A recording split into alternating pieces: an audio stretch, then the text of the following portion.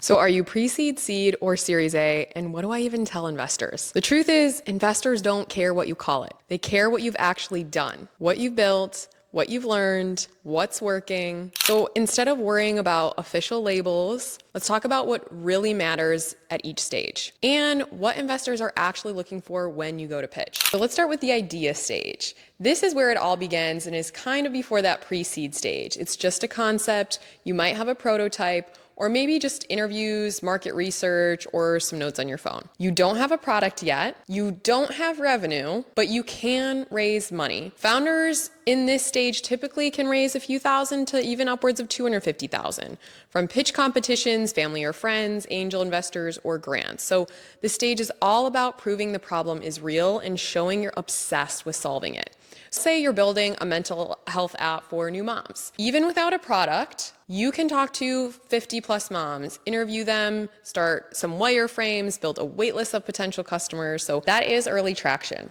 And for this stage, investors want to see that you're not just talking, you're already taking action. Now let's talk pre-seed. This is where you're kind of working towards that proof of concept. You've built something, maybe an MVP or minimum viable product, or an early product, and it's scrappy but functional, and it's okay, it's not perfect. And real users are maybe starting to test it. You might even have LOIs or letters of intent, and early users are giving you feedback. So revenue is low, maybe under 10K a month, but now your vision is turning into a reality. And at this point, founders often raise between 150K to upwards of 1 million. And investors want to know, have you done more than just dream this up? Are real people actually using it? For example, you launch a wellness powder and get 1,000 orders, or you released a SaaS tool and onboarded 50 plus beta testers. That's early validation. So if you can explain how you got those results and what you're testing out next, that's what stands out. Now let's talk about seed stage. This is about proof that you can grow and are growing. So you're seeing signs of product market fit, you're bringing in consistent revenue, maybe 10K to 100K per month,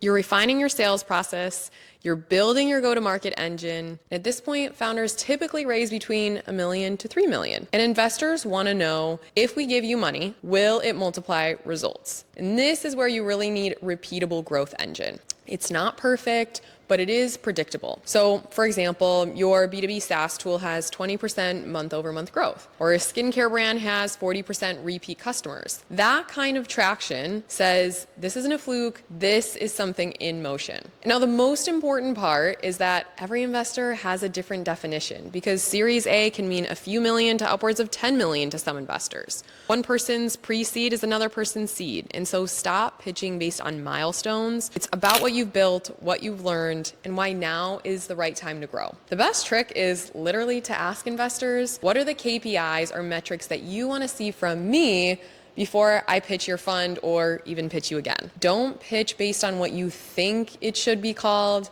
Pitch based on what you've actually done, because it's not the title of the round that's going to get you funded. It's the clarity, it's the traction, and it's the proof that what you're building is something fundable.